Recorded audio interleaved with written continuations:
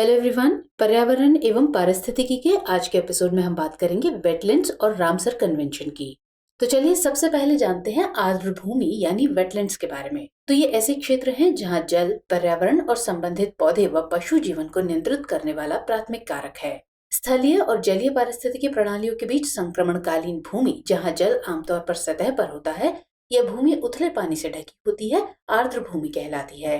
Ramsar convention के तहत आर्द्र भूमि की परिभाषा में दलदली भूमि, बाढ़ के मैदान, नदियां और झीलें, मैंग्रोव, प्रवाल भित्तियां और अन्य समुद्री क्षेत्र शामिल हैं जो कम ज्वार पर 6 मीटर से अधिक गहरे नहीं हैं। अब बात करें कि आर्द्र भूमि में क्या शामिल नहीं है, तो नदी जल मार्ग, धान के खेत, पेयजल प्रयोजनार्थ विशिष्ट रूप से मानव निर्मित जल निकाय या जलाशय, मत्स्य पालन, नमक उत्पादन और सिंचाई प्रयोजनों के लिए विशिष्ट रूप से निर्मित संरचनाएं।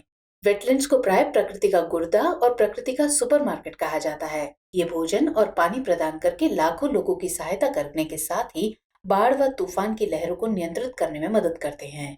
अब बात करते हैं कि क्यों महत्वपूर्ण है आर्द्र भूमि।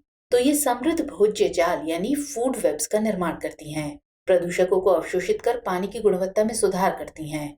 ये जंतु ही नहीं बल्कि पादपों की दृष्टि से भी एक समृद्ध तंत्र है, जहाँ उपयोगी वनस्पतियां एवं औषधीय पौधे भी प्रचुर मात्रा में मिलते हैं। वेटलैंड्स बाढ़ के दौरान जल के आधिक्य का अवशोषण कर बाढ़ को नियंत्रित करते हैं। कार्बन अवशोषण व भूजल स्तर में वृद्धि जैसी अहम भूमिकाओं का निर्वहन कर वेटलैंड्स पर्यावरण संरक्षण में अहम योगदान देती हैं। 1 बिलियन से अधिक लोग जीवन यापन के लिए उन पर निर्भर हैं और दुनिया की 40% प्रजातियां आर्द्र भूमि में रहती हैं तथा प्रजनन करती हैं। चलिए अब बात करते हैं रामसर कन्वेंशन की। तो ये एक अंतर सरकारी संधि है।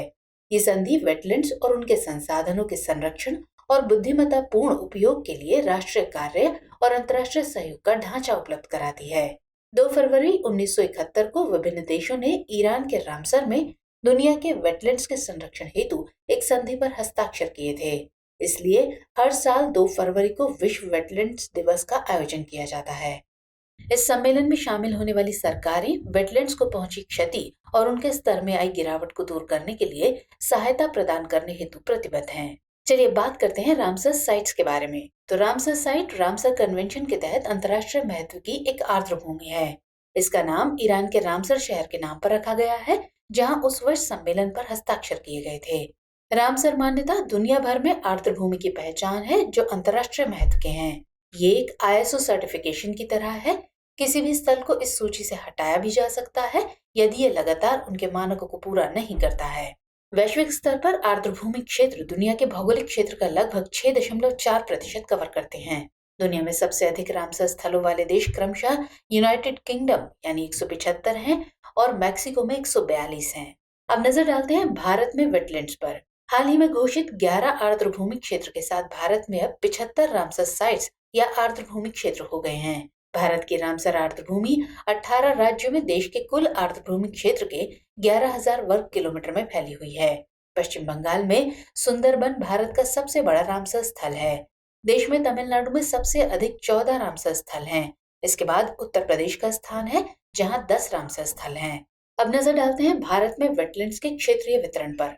तो सबसे पहले बात करते हैं जम्मू कश्मीर की। तो यहाँ सुरिनसर और मानसर झील, होकेरा वेटलैंड या Hokersar wetland, Haigam wetland conservation reserve, Shallabug wetland conservation reserve और वुलर लेक शामिल हैं। वहीं लद्दाख में त्सो मोरिरी झील और त्सो कर आर्द्रभूमि क्षेत्र है। हिमाचल प्रदेश में चंद्रताल, पोंग डैम और रेणुका झील है। असम में दीपोर बील है। तो पंजाब में केशवपुर मियानी कम्युनिटी रिजर्व, ब्यास संरक्षण रिजर्व, नांगल वन्यजीव अभयारण्य, हरिके, कांजली लेक और रोपड़ वेटलैंड है। मणिपुर में लोकटक लेक है। त्रिपुरा में रुद्र सागर झील है। उत्तर प्रदेश में हैदरपुर वेटलैंड, बखीरा वन्यजीव अभयारण्य, सुर सरोवर, नवाबगंज पक्षी अभयारण्य, पार्वती अर्गा पक्षी अभयारण्य, समन पक्षी अभयारण्य, समसपुर पक्षी अभयारण्य, सांडा पक्षी अभयारण्य, सरसई नावर झील और ऊपरी गंगा नदी है। ओडिशा में भीतरकनिका मैंग्रोव, चिल्का झील, Tampara lake, Ansupa lake, Hirakud reserve और सतकोसिया गॉर्ज है। पश्चिम बंगाल में पूर्वी कलकत्ता आर्द्रभूमि और सुंदरबन आर्द्रभूमि है। महाराष्ट्र में नंदूर मधमेश्वर, लोनार झील और ठाणे क्रीक है। मध्य प्रदेश में भोज आर्द्रभूमि, सांख्य सागर, सिरपुर वेटलैंड और यशवंत सागर है। वहीं राजस्थान में सांभर झील और केवलादेव राष्ट्रीय उद्यान है, जबकि गुजरात में नाल सरोवर पक्षी अभयारण्य, खिजाडिया वन्यजीव अभयारण्य, थोल लेक वन्यजीव अभयारण्य और वड़वाड़ा तालाब है। तमिलनाडु की बात करें तो यहाँ पॉइंट केलीमरी, करिकीली पक्षी अभयारण्य, Pallikaranai marsh reserve forest, Pichavaram mangrove, Koonthankulam पक्षी अभयारण्य और मन्नार की खाड़ी समुद्र बायोस्फीयर रिजर्व है। कूथनकुलम पक्षी अभयारण्य, मन्नार की खाड़ी समुद्री biosphere reserve, Vembannur wetland complex, Vellode पक्षी अभयारण्य, वेदांथंगल पक्षी अभयारण्य, उदयमार्थंतपुरम पक्षी अभयारण्य, सुचिंद्रम थेरूर वेटलैंड कॉम्प्लेक्स, वडुवुर पक्षी अभयारण्य, कांजीरंकुलम पक्षी अभयारण्य और चित्रंगुंदी पक्षी अभयारण्य शामिल हैं। गोवा में नंदा लेक है, हरियाणा में सुल्तानपुर राष्ट्रीय उद्यान और भिंडावास वन्यजीव अभयारण्य है। कर्नाटक में रंगनाथिट्टू पक्षी अभयारण्य है, उत्तराखंड में आसन कंजर्वेशन रिजर्व है, मिजोरम में पाला आर्द्रभूमि है और बिहार में कंवरताल है। आइए अब नजर डालते हैं भारत में वेटलैंड्स के नियमन पर। तो भारत में आर्द्रभूमियों को आर्द्रभूमि संरक्षण और प्रबंधन नियम 2017 के तहत विनियमित किया जाता है। केंद्रीय आर्द्रभूमि नियामक प्राधिकरण हेतु वर्ष 2010 में बनाए गए नियमों को राज्य स्तरीय निकायों के साथ वर्ष 2017 में परिवर्तित किया गया तथा एक राष्ट्रीय आर्द्रभूमि समिति का गठन किया गया जो सलाहकार की भूमिका में है। नए नियमों ने आर्द्रभूमि की परिभाषा से कुछ वस्तुओं को हटा दिया, जिसमें बैकवाटर, लगून, क्रीक और एस्चुरीज शामिल हैं।